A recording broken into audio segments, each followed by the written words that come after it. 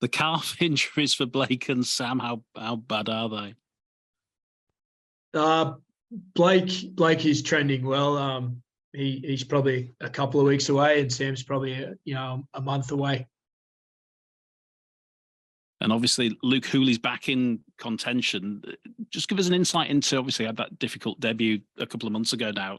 Give us an insight into what, if anything's gone into sort of rebuilding his confidence maybe over the past couple of months.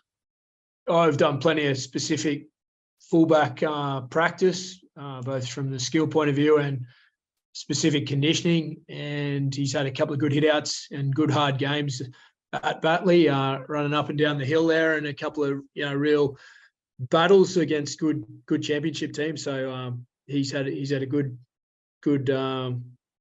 block of work, since then. He's he came off no preseason really as well. That's the big thing. He had an unfortunate unopposed incident at training that sort of required ankle surgery, put him out for 3 months. So if anyone in our group needed a full preseason coming out of championship, Luke was one.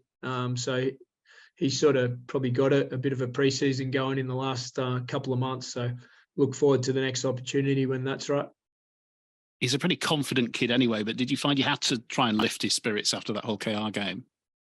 Oh, it took a few days or a week or two, and maybe some of that will never fully go away. Having a bad game, we always tend to remember the bad experiences in life, but we also, those experiences are usually the turning point in sport and life as well. I think you choose to make yourself better, and that's what he's done. So he's still working on himself, and that process will continue forever. Had you considered putting him in last week in the cup game? No, I'm happy with how Richie and Ash have been playing at fullback. So he's he's got to wait for his turn.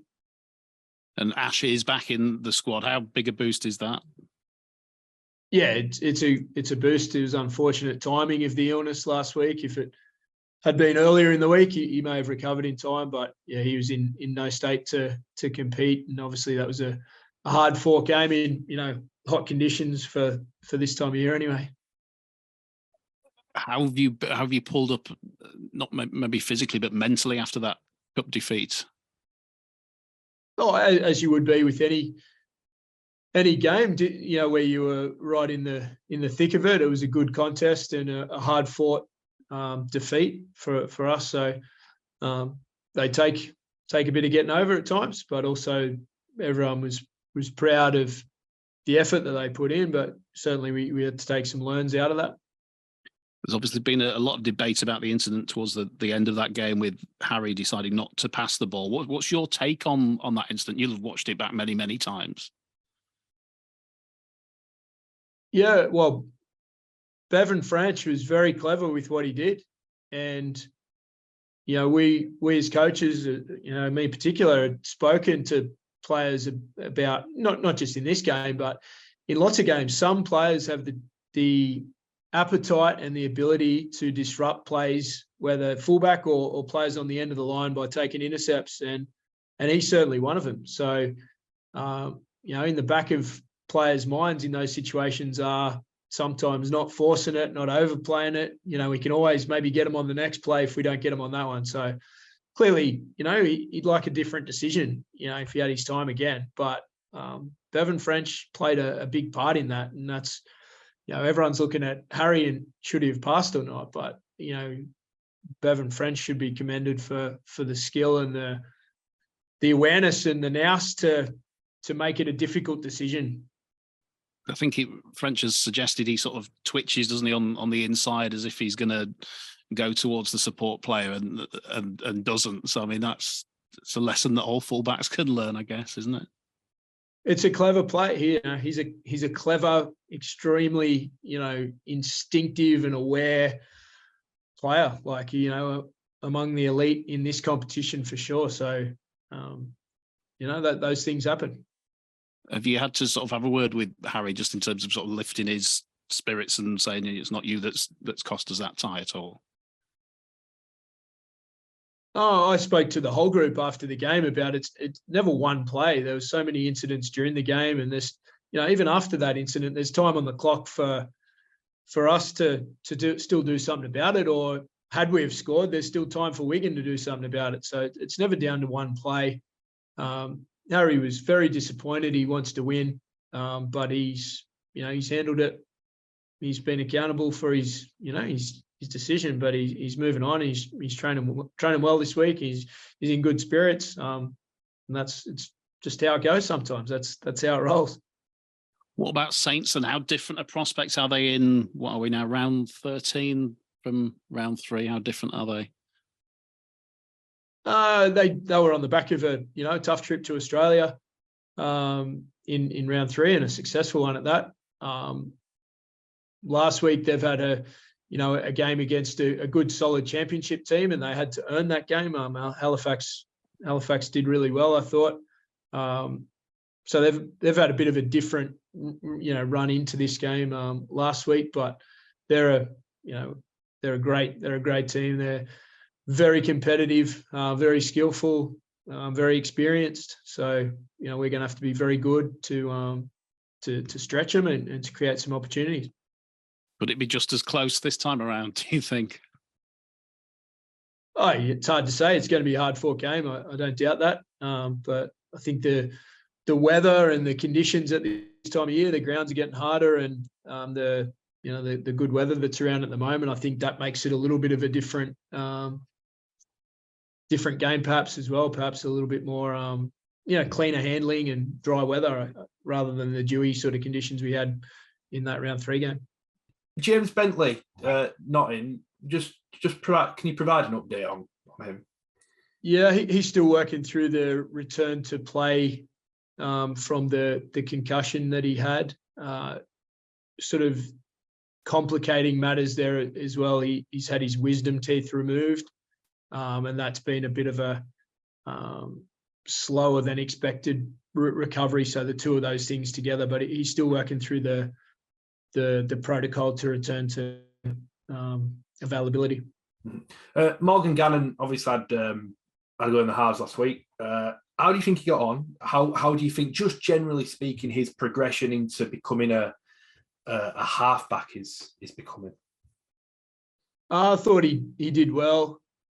The progression to being his version of a halfback is going in the right direction. I think the game itself has maybe gone through a period in the last 10 or 20 years where all 7 and 6 have had a very similar role, played left and right only, similar responsibilities, similar skill sets, similar stature. So I see Gano having a little bit of point of difference there, and with Cameron Smith as a skilled ball playing 13 as well. While Blake's out injured, perhaps the dependency on traditional halfback is not as important for us. Mm-hmm. Just on Cameron Smith, how can you sort of elaborate on just how important he is to the way you play, and from a technical aspect, from a tactical aspect, because his numbers have gone through the roof in terms of tackles. In some games he carries, but there's a lot more to his game than simply stats and numbers, as we all know. Just how important is his role in this team? Well, Cameron got himself fit, leaner, fitter, stronger through the preseason, so it's allowed him to play more game time, which sends those quantity numbers up high, and he recovers quickly from those periods of game where he's tired. He's an intelligent footy player, so he has an impact on those around him. Some of the games he hasn't used a lot of pass, but he's had more carry because he's picked that's the way forward. So he has a well-rounded game. He's an important part of what we're building here long term, and he's a terrific person around the group, and certainly developing his leadership skills there as well. Just on a different note, Liam Tyndall's been linked with a move away recently to Hull FC. I'm not going to push you specifically on the club, but have you got an update on on his future? I know you said a few weeks ago you were hopeful of keeping him at the club. I'm not quite sure why or how things intend to be announced, but we made an offer that hasn't been accepted, and I believe another one has. So that's where it's at. You obviously you said a few weeks back you were hoping to keep Sam Walters, who seemingly is on the way, Liam as well. Does that change your attack of recruitment for next year? Do you have to look at bringing more players in externally now, or do you still look at what you've got within first?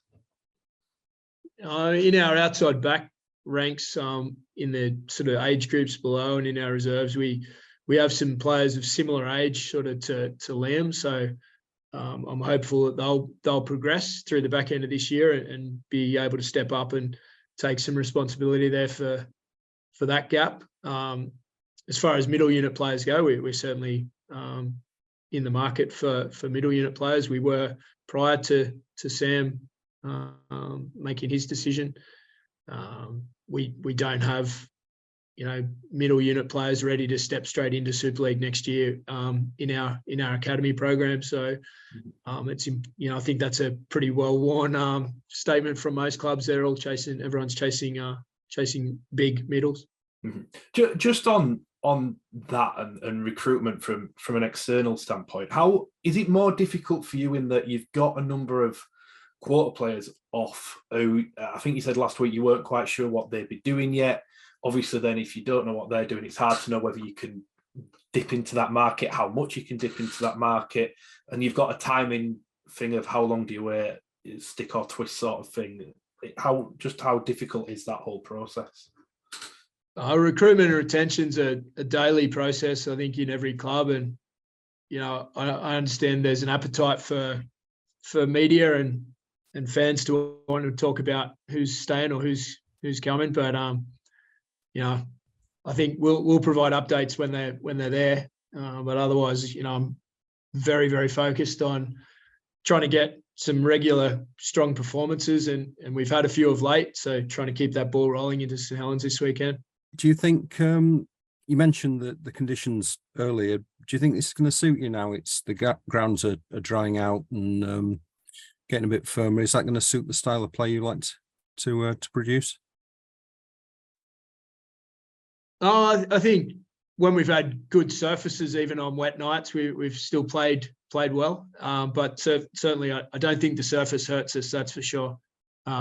As plenty of the other teams that also want to play in those conditions as well. So it's hard to know whether it favours over an opposition, But for us, we're certainly happy to play on Headingley as often as we can. It makes for a better spectacle, doesn't it, than nights like the one at Hull KR when it's horizontal rain, and it was pretty horrible.